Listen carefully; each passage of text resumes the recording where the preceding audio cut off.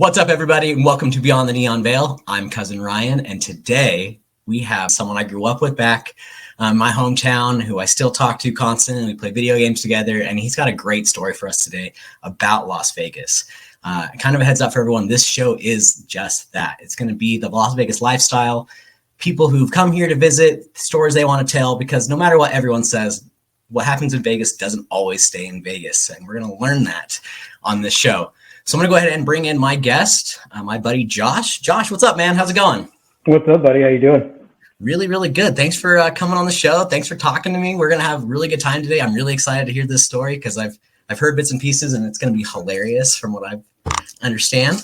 So what we'll go ahead and do is we'll have you, tell your story, tell a little bit of background, and it's kind of bullshit about Las Vegas on, those trips, those things that stay here but don't stay here. So, oh man. Tell us a little bit about yourself. Still in Yakima. Well, moved back not too long ago. I was in Oregon for like 8-9 years. Got my wife now, got my kid. So Vegas is, she's been bugging me to go. She thinks I don't want to go, like at all. It's not true, but I always told her about the time I had in Vegas. But when you're in your early 20s, Vegas then compared to probably Vegas now is just pandemonium. But man, Vegas was, let's see, I haven't been since, had to have been 21, 22, I think. So what, 10, 12 years ago? 12 years ago, shit. Been a while. Holy shit, man. You live there how long now? I've been here a little over 5 years now. So, nice. And just in the time I've lived here, I've had stories galore, and we'll be going over those when I have some other guests on, because there's some guys here I need their perspective to tell those stories. So just want to throw it out there that I am your first guest. So you are my first guest. You are. So this will make or break your podcast probably. So it'll make it. I have faith. I have faith in this. Whoever canceled on you before, they have a lot to follow up on. Yes, they do. They're gonna have big shoes to fill, and So, I'm really excited to have this because I have a lot of hometown friends who want to be on here, and I'm glad you were going to be the first. I have some other local friends who are Vegas locals who want to tell their stories, but I'm excited the most to hear this story.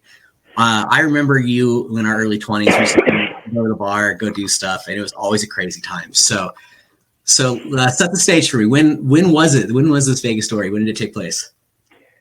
Shit, man. Let's see. So it was about 12 years ago. I went with my sister. I'm not using any names, so that way they can't sue me for slander after I tell all their embarrassing stories. But it was my sister, her husband now, boyfriend back at the time, his sister, and his parents. And we were 21, 22, and, how much money do you really have to go to Vegas at that age? I didn't have shit, but we made it work. And so the day before, I'm scrolling like, what can we do in Vegas? What are some fun things? And so we went for like a total of such a blur. It was 3 or 4 days. I honestly can't remember. And everything is just one big story. I think things happen day to day, but the only things I remember are the things I don't really remember, if that makes any sense. So I was cruising the internet, and I found, at the Hard Rock, Rampage Jackson, the UFC fighter. He was just barely like the light heavyweight champion at the time. He was having a birthday party, and I was like, oh, that's cool. And there was a sign-up sheet, and I was like, what's a UFC guy letting anybody in, right? Threw our names on there, what have you. Let's see what happens. So we went and we got into Vegas. We stayed at the Pink Flamingo. Mm-hmm. And it wasn't pink back then. Back then it was like gold, everything. And it was gold and it was old. And so that factors in a little bit later. So we settle in, we went out to dinner. Let's see, where did we go? Margaritaville. Margaritaville is where we started. And man, the nachos, that's the one thing, like, if I were to have any meal ever again, it was the nachos. They came in like a just huge bowl, stacked like a fucking mountain. Couldn't stop eating it, but it was good because after that, you just start drinking. So you need everything to just soak everything in. So I remember that. And then we walked around a little bit, and then we were like, all right, let's go see if we can get into the Hard Rock. Show up, and huge lines and everything, and I make my way to the front of the line. I'm like, hey, my name isn't on this list, is it? Like, just thinking, this is a waste of time. But they're like, you and 3 other guests, right? And I was like, yeah. And they're like, come on in. And I was like, holy shit, I'm at a UFC fighter's birthday party. And so we walk in, everything's dark, and I start noticing UFC fighters everywhere. Michael Bisping, Rampage Jackson walks in. So many fighters that I love and adore just there, and I'm not going to go up to them and be like, hey, let me get your autograph while they're drinking. Like, that sounds like a terrible idea. But one thing I do remember is never feeling more like a bitch in my life. Like, you're surrounded by killers. Like, just people who you look at them wrong and they're going to leg kick you and you're done for the night, right? So we had a good time. I mean, it was fun, but it was just so intimidating. Like, there's so many celebrities there. Like, I just don't remember, honestly. But I just remember telling the girls, like, if you go somewhere, go in pairs. Like, nobody gets lost. The girls had a great time. They had the time of their lives. My brother-in-law now and I were just sitting there drinking beers, and we're like, all right, well, I'm ready to go whenever you're ready to go. So we went to that party, and we left, and we went to this Irish bar. You always remind me what the Irish bar is. They play beer pong there. O'Shea's, right? O'Shea's. It was O'Shea's? I think so. Is that the one on the Link Promenade, like over by the Link and Flamingo? Yeah. That'd be O'Shea's. Yeah, so it was, it was midnight, what have you. We had a few beers, but weren't drunk, but we showed up, and I didn't leave till like 4 a.m. Like, we played pong all night, all fucking night. We were actually doing good because, early 20s, everybody's good at beer pong in Yakima. And so we... Okay, I have a question, though. So playing beer pong, were you putting water in your cups, or were you putting beer in your cups? Both. No, not both. We had beer. I can't remember. I think there was rules. I want to say it was water. Okay. But you could have your beers on hand or your drinks or whatever. So we showed up at like midnight, and that's when me and him started having fun. But the girls are like, okay, so they had one game, they lost. Now what do? They're bored. And we're like, we're not leaving until we lose. Fast forward a couple hours later, we're still there. The girls leave, right? His wife, my sister, left a long time before. He's like, I'm going to bed, whatever. And he was trashed, just trash. I was like, okay, see you when we win this bar. And this person, by the way. I think I told you the names. But, yeah. So we ran the table all night, and then all of a sudden, 3-4 o'clock in the morning, like a women's basketball team showed up. They were decked out, in their tearaways and their warm ups, and they're like, huh, weird flex, but okay. And so this chick and her partner show up, and they want to play. And my brother-in-law at the time was housed. He was just shit. He couldn't stand. He was ready to go, but he wasn't. Like, he was like, fuck it, let's play. Couldn't stand. I had to kind of hold him up. I was trashed too. Like, it was bad. But this chick was like the Dikembe Mutombo of women's basketball. Just huge.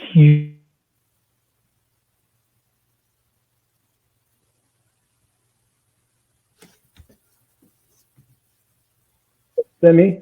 Okay. Yeah. Okay. There you go. They were in their zone. Like, they had, like I said, their tearaways, they had their warm ups on. So they were just, just Kobe all night, right? So it came down to like, I don't know. We went back and forth, cup, fire, and drunk asses over there. Just wasn't even looking, just throwing it and making it. He was in the zone. And so we went cup for cup, but they had already been drinking like prior, right? It was 4 a.m, and they were hammered too. and she, the tall one, was just a big tree waiting to fall, just swaying in the wind. You know what I mean? Just getting ready to tip over. She was that drunk. It was hilarious. And she goes to, all right, so I think we hit a cup, he misses, and it's their shot. And she shoots, completely misses, and she went to put her hand on the table to like lean on it and hit the ground. Just fell just as hard as she could. Like her legs went up in the air. You saw all you could see was just falling, right? Funniest thing in the world. And this guy I hadn't seen the entire night. I don't know, because he was a loud dude. Hadn't seen him the entire night. He runs around the corner, looks at her and goes, "Big tree fall hard," and bailed. Just bailed. Like he was gone. Like he left the bar. I'm pretty sure, because I think it's a really open bar, right? You could just walk in from any. He was gone. Like I don't know if he paid for his drinks, but he had his moment that I will remember for the rest of my life. So if this guy sees this, he's my hero, because I remember just everybody. I feel bad for her. You know, in retrospect, I feel bad for her, because she was so embarrassed. But holy shit, the bar went quiet, and just eruption of laughter. And went and helped her up. I felt bad. We lost, right? And they lost too, because she was in shame. She was in shambles, and they left. Like their whole team picked her up, and they're just carrying her out. Like, so I think her team was more embarrassed than she was, because she was housed. And at that time, my sister came back for her boyfriend, because he couldn't walk. And I was like, I think I'm just going to go walk around. I don't remember where I walked, by the way, but they went straight to the hotel, got him to bed. I showed up, I don't know, 5 a.m-ish, and just trashed. I just remember holding my key card just up wherever I went, like, I just got to make it to the door. Just have to make it. So when we showed up to the hotel originally, they had told us we're in the middle remodel. Mm-hmm. Over here's you guys. Over there's the remodel. You can get to the remodel, but you guys don't have a room there, so just be careful. And I hop in an elevator, just holding myself up. I can't remember what floor we were on. Put the floor in. The doors open, bright pink and white, and I'm just like, this isn't right. Where am I? I looked at my key and I was like, this is the right floor. You just got to make it to your door. You get to the door, sliding the key, nothing. Wouldn't let me in. I was getting so mad. Like I'm not an angry drunk, but I was mad. I was like, why isn't my fucking keyword? Took the elevator back down, and I'm in the lobby. And by this time, I'm mad. I'm hammered. It's 5 a.m. I'm fucking tired, and I didn't know what to do. The security guard should have just arrested me that night, because I went to the middle of the lobby, sat down, didn't sit on a chair or nothing. Middle of the ground. Sat right in the middle of the ground, legs out. I looked like it was just a shit show, right? And I'm just sitting there like this, just barely trying to stay awake. And the security guard comes up to me, "Sir, are you okay?" And I was like, I don't know where the fuck I am. And he was like, "Sir, you need to calm down." And I was like, I'm not yelling. Who's yelling? You're yelling. And he was like, can I see your door key, sir? And I was like, it's fine. I threw it at him. I was like, oh, stupid. Just take it. And he's like, "Sir, which elevator did you go up?" And I was like, that one right there. And he was like, "You're over there." And I'm like, nope. Not true. I'm still mad. He's telling me I don't know where I am. And so he escorted me. Like, I'm pretty sure he kind of threw me over his back, because I couldn't walk. I couldn't do nothing. Finally, he takes me to my room. "Hey, the key fucking works. Thanks for your fucking help." And he was like, "Sir, just go to bed." And in the morning, it was already 5 a.m. A couple hours later, I felt like an asshole. So I get I get there. We shared a room, right? Because again, 21, barely any money, and so two queen beds, and I'm on the bed right by the window, and there's my sister and her boyfriend who looks just so peaceful, right? Like a sleeping child. He's on his side. He's not looking at me, right? But he's just like that. He's out. And I hop in bed and I'm just sitting there. I have the spins, I'm trying to figure out what to do with my life. And all I hear is, and my eyes open up and he literally just went, puked all down the side. I don't know how so much came out of just that little, it was a lot. And she turns over and she was like, "Oh, what the fuck?" And she was like, "Go to the bathroom. Go finish that off." So he runs to the bathroom, left the door open and everything, and she's stripping down the bed, right? And I'm sitting there laughing my ass off. And she's sitting there, she's like, "This is your fault." And I'm like, "What did I do?" She's like, "You guys had to play beer pong till 4 a.m. And I'm like, "It's not my fault. We're amazing." And she's like, I fucking hate you. I don't want to be here anymore. Like, she's mad, so mad. So she's like, "I'm going to go check on him." So she goes around the bed and she's standing in the doorway to the bathroom. And she says, "Why are you puking in the sink? Puke in the toilet." And he's like, "Nope, too late. I'm already here."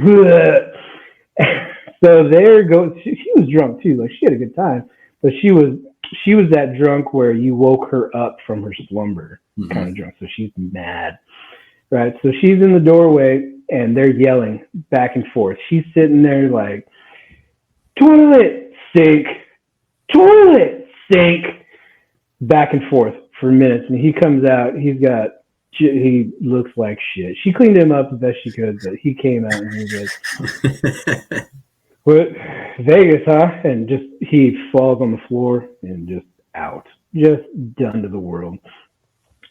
I will say this about Vegas: the hangovers there are different, different. Woke up, I don't know, 10, 11, 5, 6 hours of sleep. Hated life. I was like, "When do we go home?" And they're like, "Not till like the day after tomorrow." And I was like, "I'm not gonna make it. Like, so I can't." Was that the first night? I think that was the first night. Oh my God. First night, and I'm already like, nope, can't do this. And then my sister's boyfriend's parents are knocking on the door. "Hey, let's go take a tour of the strip. Let's go to Old Vegas. Let's go have some more fun." And I'm like, "Nope, I'm going to Margaritaville. I'm gonna get some nachos, and we'll talk later." We go there because he was in, because he loves the nachos, and she was like, "Can we go somewhere else?" And I'm like, "Nope, I'm here. Yep, I'm here or I'm not here." Go there, order their $25 plate of nachos. I didn't touch it. Just stared at it for like a half hour, just like, I can't do this. Just chugging water. And then, so what, 2, 3 o'clock in the afternoon, the parents are like, "Let's go to Old Vegas." And I'm like, "I don't know the difference, but let's go." And we go to a place, wherever you get those yards, those yards were. Right on Fremont, yeah. Yeah. Just, the lady was like, so kind of one of those hair of the dog kind of things, just like, well, maybe drinking will make me feel better. So I was like, but it's fucking hot. A yard slushie of whatever God knows what is in there, and I'm gonna get a slushie. And the bartender was like, "Do you want Everclear in yours?" And I'm like, "Fuck it." So before she even disperses the Slurpee, she's at the top. She's got a squeeze bottle of Everclear, and she goes, I'm like, "Whoa, what?" It's not even like part of this. No, it just sits at the bottom. So the very bottom of it was full of Everclear, like, And then she fills it with the Slurpee, which it was probably like an AMF, I'd imagine, or probably like a Long Island, because it had everything in it. Right. And she's like, "You get 2 straws." And I was like, what are the 2 straws for?" and I didn't notice they were different in size. So the one of them went all the way to the bottom with the Everclear, and then the other one. So after a few sips, you start forgetting which one's which. Just take it right. Everclear. Haven't touched it since. Just But and then the rest is a blur. Like I don't remember flying home. I don't remember being back. Like that's it. Like that's it. And that's why my wife is like, you don't want to go to Vegas, and I was like, I would die if I did that nowadays. Like I can barely stay up till midnight, and you think I'm going to stay up till 4 playing beer pong? It's maybe if Ryan's there, but I mean, you know what I'll tell you right now is, even though we're getting older, and I've noticed people say that, and once you get to Vegas, it's hard to slow down for the most part. You know, once you get on the roll, you forget that you're in your 30s, and you do it. You're gonna hurt the next few days, but it's something that you can, you find yourself doing. Because I could see you and I 4 o'clock in the morning playing beer pong at O'Shea's, so it could happen. Agreed. Totally happen. Yeah, you just have to get her on board with that, because she ain't taking care of nobody. Right. Well, hey, you know what? I've done this long enough to where I don't need to be worried about babysat. I'm worried about you having to be babysat, though. Having a night like that, we can't have a repeat of that in our 30s. We can't. No, I have a 5-year-old. Like in the back of my head, I'm sitting there like, what would your 5-year-old think right now? Just a house. Just and then I couldn't imagine, like, I don't really get hangovers, but when I get a hangover, they're bad. Like, they're, and for an adult, like I can't take a day to do nothing and just lay in bed. Like if I don't have responsibilities, I still have a child. Like, what are you doing? How do you feel? Oh, you don't feel good? Let's go outside. You'll feel better. You'll feel better. So I love that. And the funny part about that entire story is the fact that, from what you said, there was only like a small section of Las Vegas that you actually got to go hang out at, because the Hard Rock's no longer there. It's now Virgin, obviously. But what? I didn't even know that. Yeah, see, and they're creating a new hotel. Actually, Hard Rock is building a new hotel here on the Strip, so I'm excited for that. But between that and where you were in the Link and Flamingo, and then Fremont, that's a small section of the Strip, like, in all reality. And so to think that that's where just that small section can have that much fun and have that much impact on the rest of your trip is incredible. Is absolutely incredible and hilarious to me. But we went to every single casino. Like, really? we did that walk that you can do, right, where you're going through everywhere. Like, you don't ever have to go outside, right? You just go from place to place. Like, we did that. I just don't remember it. You don't remember it? No, like, I think that was the yard day, because I think we went to Old Vegas. We got our yards, and then we were like, all right, let's go back and let's go tour. Like, like I said, the only restaurant I remember is Margaritaville. We ate. We had good. I think I want to say we went to a buffet, like some sort of world famous buffet, but there's probably a million of those there. Like, I couldn't tell you. Like, I could honestly go back to Vegas now and it'd be like a first time. Right. Except the Flamingo. If I were to go back there, I'd have nightmares. But I want you to come here just so you can show me where in Flamingo you sat down, because I'm actually insanely curious to see where that was, because that's hilarious. That is so funny. It was smack dab. Like, so the only thing I remember was over here was, your check-in and then entrance somewhere back there and slots or whatever. So that whole area, in the middle. Yeah. Just very much in the middle, to the point where carpet. No, you're okay. I know exactly what you're talking about. That's hilarious. That's so great. Imagine just seeing just a fucking toddler just sitting on the ground, is not just and swaying. So it was bad. Like I said, if that security guard, I hope he still doesn't work there, but Jesus Christ, I feel bad. Like, the way I treated that guy, because I was so mad, because I was in the Flamingo. I was there. Like, you're in the wrong spot in the Flamingo. What? It didn't make sense. It didn't make sense to me at the time. even though they warned us. But by then it was just gone. You were just somewhere else.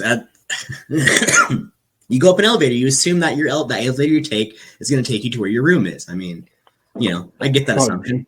Dude, it felt like a video game. It felt like a video game. It was, you open the door, you don't know what level you're going to be on, and everything was so bright because Old Pink Flamingo was not pink. There was nothing pink about it.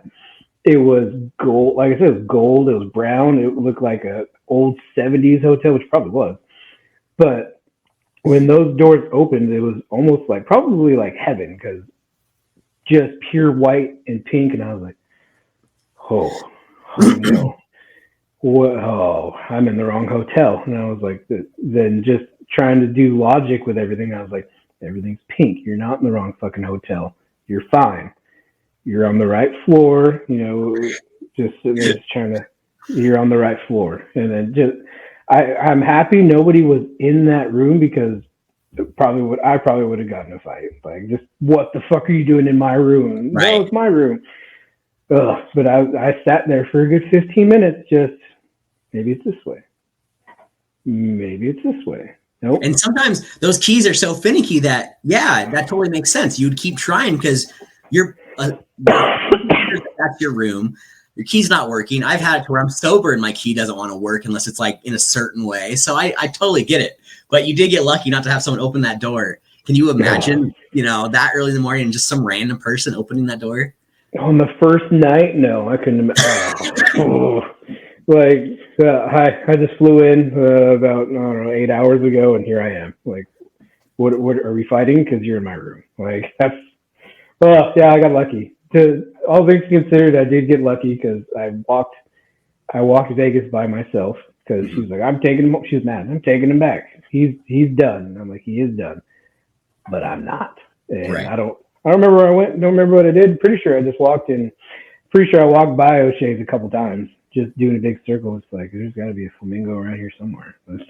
But I just lost in the promenade. That's fantastic. It's so easy to get lost in Vegas. Like I said, there's those casinos where you don't have to go outside. Right. So how do you not get lost if you're incoherent? Exactly. I love tours so much. I love tours. So when you guys came in, you guys obviously flew in to what was then McCarran and now Harry Reid Airport. Was it like the night? Did you fly in at night, during the day? What was? I think it was the morning. I want to say it was the morning. Yeah, because I remember getting into a taxi, and it was daytime. We're like, oh, look at that. Look at that. Can't wait to see that. Didn't see any of it. But that was before Uber. That was before Uber was even really big. Yeah, there was no Uber. There was a taxi man, and yeah, it was. I just remember driving by. It was daytime. I just remember I was like, it's fucking hot. Like, let's go to a pool. Like, all these plans. Like, let's pick up a show. Let's do this. Let's do that. Just to get derailed by getting too shit faced. Just. Ugh. But yeah, it's like I said, Margaritaville and some sort of buffet. I remember the buffet was really good. I just don't remember what it was. And they don't even have those anymore. I mean, really, post-pandemic, they really shut down a lot of those. And I think maybe one or two are open now, but not like it used to be, to where it's every hotel had one. It's crazy. Need to go back. You do need to go back. My wife is really pitching it this upcoming year, but she's so hesitant, because every time I talk about Vegas, I'm like, oh. So she's like, you don't want to go, and I'm like, that's not it. Be different now. It'd be so different, because I'd want to go, remember my trip. Right. Maybe one night, maybe save the last night for the night where I don't remember anything, so that way the next day.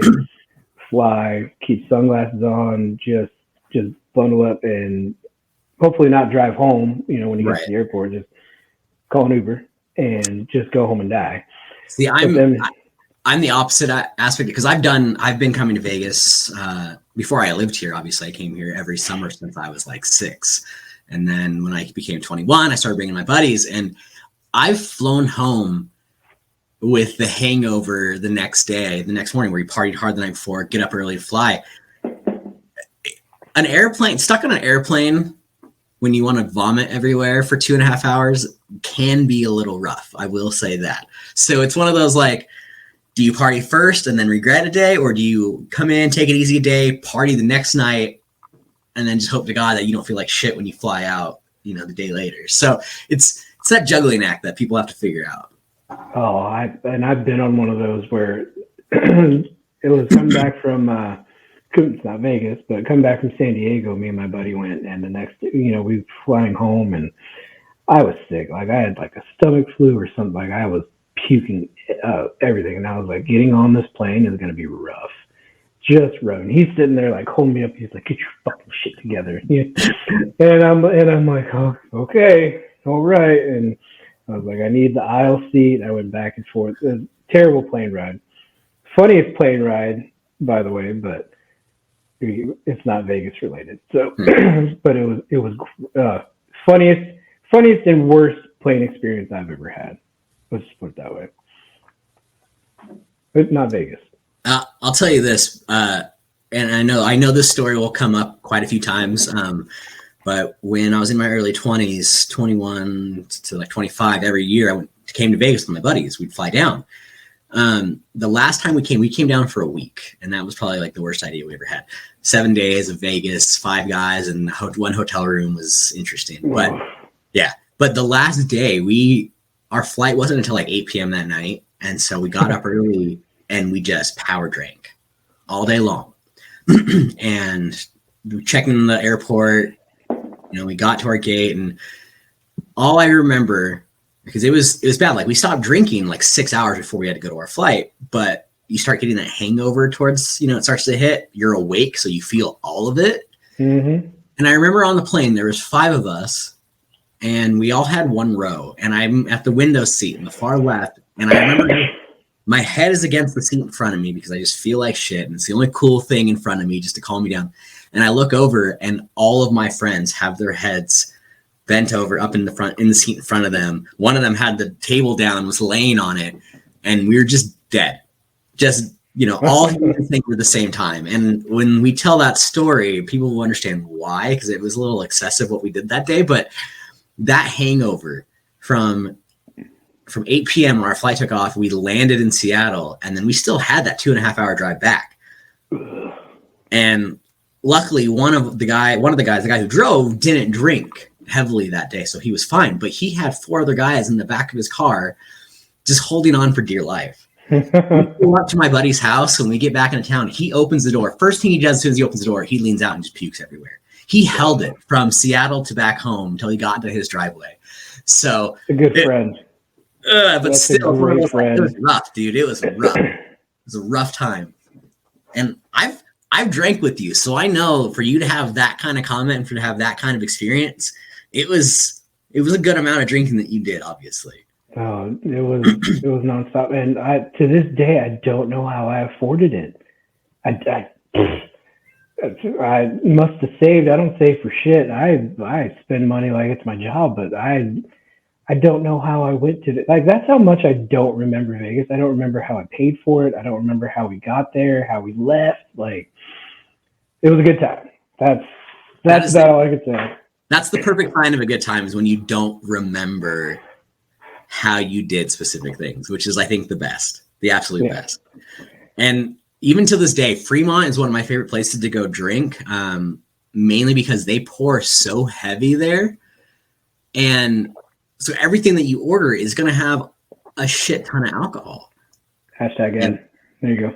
And your Coors. So it's one of those things. Fremont is one of the best places to drink. So people who are watching, if you haven't been to Vegas, or you have been to Vegas and you haven't been down there, go down to Fremont. Go order one of those slushy drinks. Go order just a double of something, or even just a Long Island iced tea. They'll make them there. They won't let you order a double of a Long Island because of how much alcohol is in it. Yeah, exactly. If they offer you Everclear, you say no. You can say no. Just remember, long straw and a short straw. So if you ever come back to Vegas, what's one thing that you do want to go do? Like, what's something that you've seen that's around that you want to go try? Man, I mean, I want to remember it. Like, I want to do the tour again. Like, I mean, you know me, movie, like, I'd love to go to a movie in Vegas. There's got to be something amazing there, right? Like some sort of theater that I haven't been to, right? Because there's a 4D. I don't know if you've done the 4D theaters, but they're pretty. That's the one where the it's almost like a roller coaster, like the fucking seats move and they've got fucking like misters and shit. Been to that? That's there's one in Seattle. Yeah. I think I saw Endgame there. That was a good one. Oh yeah, that's right. I remember you telling me about that. But no, like I want to see a show. Like I've never been interested in seeing like a show, but I want to remember it. Like I want to have two stories. One that is jumbled and pretty hilarious, but I want to have another one where like a younger me would be like, fucking lame. You didn't do anything. You went to restaurants and you went to shows and you remember everything you did. Who are you? Like that's not who I want to grow up to be. Like I want to have that conversation with the younger me because I just want to remember it. Like I want to, because we went, like I said, we did the tour. Like I'm sure there was cool shit to look at.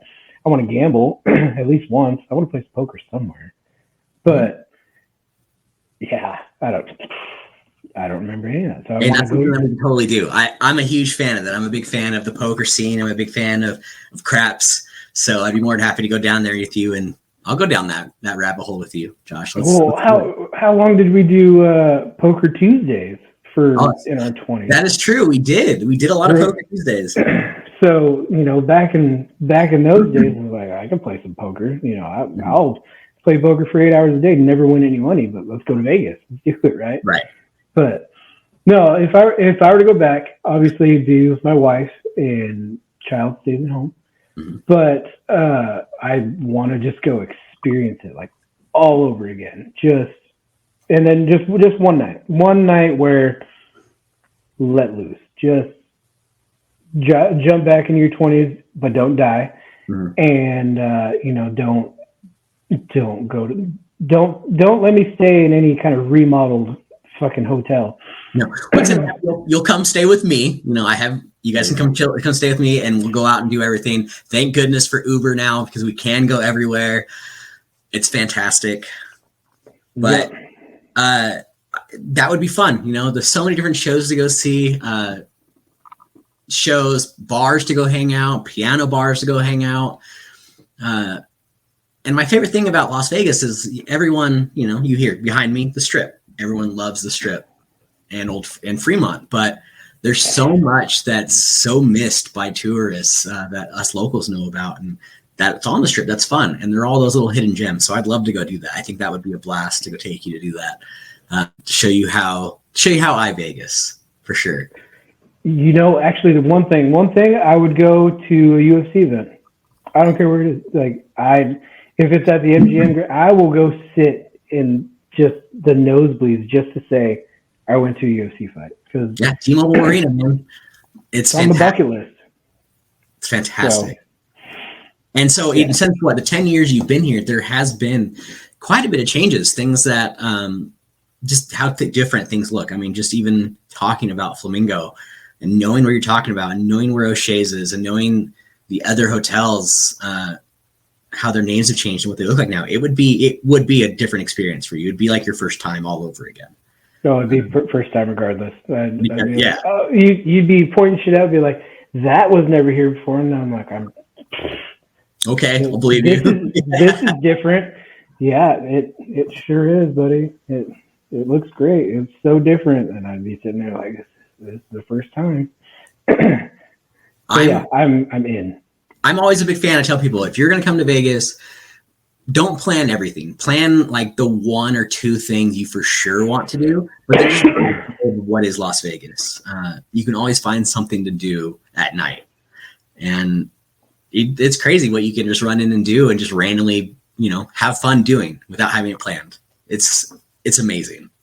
So I'm in. We will, I think she wants to go in the summer sometime. I think she wants to go with two of her girlfriends and their husbands. So not going to fill your house, but I think they want to do like some sort of like Airbnb or rent a place or something like that. So if we do that, I'm just going to have a room for you, and then you're just going to be there for the 4 or 5 days we're there. Because then it makes it so much easier to be like, oh, what should we do today? And be like, I'm going to ask Ryan, because that's going to be the most fun, no matter what you girls choose to do. Because what I think Melissa wants to do, what's that one? She brought it up to you last time you were here. It was some sort of bar, like you pick a record off the wall, and they off the record, like a drink with it. Yep. Yeah, that's what she wants to do. Which is, I'm okay with that. Like, they actually, so they have that one, and they're opening up right now. And I just heard about this the other day. They're opening a bar to where you roll dice, and the number that you roll, they'll make a drink based off that number. That's predetermined. So it's just completely random. And I'm 100% down for stuff like that. I think that's cool. Oh yeah, that unique shit like that. Like, I can go to any bar, but like to be like, oh, that record right there, and here's an AMF. Like, I don't know how that makes sense, but let's do it. Like, I don't care. Like, off the record, I'm 100% down for off the record. That place is amazing. I would love to go do that with you guys. I know the other thing I told Melissa about, and I think I mentioned it to you too, was the Mob Museum, and how they have that same kind of speakeasy to where, it's that prohibition style bar. Yeah. So, and that's on Fremont. And so that's one of those things you can go do that too. There's so much to do, and it could be so much fun. I love being a tour guide. So whatever you guys want to do, you tell me the kind of things, and we'll find it and we'll do it. That blast. You should do it like a live video blog of like a day. Mm-hmm. Here's where we're at today. You don't have to do that with me, but like with your future endeavors, like, hey, I'm at, I don't know if you remember episode 3, we talked about, this bar. Here we are, like, check this out. And then, I don't know, that's good publicity for that day. Well, and I'll say this right now. So it'll be the first time I say this, because I already got my tickets for it. But next year is When We Were Young. I am going to have a few friends who will be here, who will not only be on this show, but they're going to be on For All Nerd Kind with me on the other show that's going to be on our network. And they'll also be on the trivia show that Brother Lomas, where Benny and Haas are doing. And so they're going to come here and see me for When We Were Young. And we're going to do a live show of Las Vegas. And so I love that idea. And I would love for you to come, when you come down, for us to do something like that as well. Because you've already been a guest, first guest. And to have a story together to where we live stream from Las Vegas, whether it be a live stream of our night, or when we come back, I have the stream up when we're drunk walking back into our hotel room or Airbnb or whatever. And, we tell our story of how we remember it as of right then to the audience. So we have so many options, and I just want to go do that. I want to go get drunk with you. That would be fun. That would be dude, I'm excited to see everything you put out. Like, everything you sent me, watched it, loved it. So I'm super excited for you. This entire thing is awesome. Like, it's so hard, like, because everybody wants to do it. Like, everybody wants to do it. And I pick up, streamers, what have you, but some people just don't have it, like, some people are so boring, like, but there's an audience for everybody. But I'm excited to see a friend of mine, take off with it. And like, oh, I want to do it. All of a sudden, hey, I'm in. Let's do it. I have a green screen now, and it's legit. I'm ready to do it. I have plans. So no, I'm stoked for you. I'm excited to see where this goes. Hope to come back again. But no, man, this is great. This is awesome. I can't wait to see what you do. I appreciate you coming on. I appreciate that. I know we're going to meet up here in a few weeks as well to meet up and talk about some nerdy stuff for All Nerd Kind, and we'll have your topics there and we'll get chatting. But I appreciate you being my first guest on Beyond the Neon Vale, and really wanted to get people a look beyond the Neon Vale, the look of what really happens, people's stories from Vegas, because I know everyone says what happens in Vegas stays in Vegas and they don't tell their stories, but they want to. They want to talk about their stories. And what's the best place for someone to come talk to someone who lives here and tell stories and shoot the shit and, just let everybody know that the fun can happen and it can be done safely. We got to be smart about it. Yeah, to an extent. But anyways, Josh, I appreciate you coming. Really, thank you for telling me that story. I can't wait for you to come down and we can make our own stories and have a good time. Come back on here and tell everybody. Is there anything else that you want to say, talk about, ask before we call it a day? Nope. I'm even more excited for the next one that we do because I'm happy it wasn't today because there's been a lot of news this week. It's made me very sad, and I'm not ready to talk about it. Well, we'll talk about it. Josh, again, thank you so much for being here. I appreciate it. It was a good time, man. It was a really good time. For sure, buddy. I love it. Next time, everybody, thank you so much for joining us today on Beyond the Neon Vale. I'm your host, Cousin Ryan. Thank you again to my guest, Josh, and we'll see you guys next time. Have a good one. Later, brother.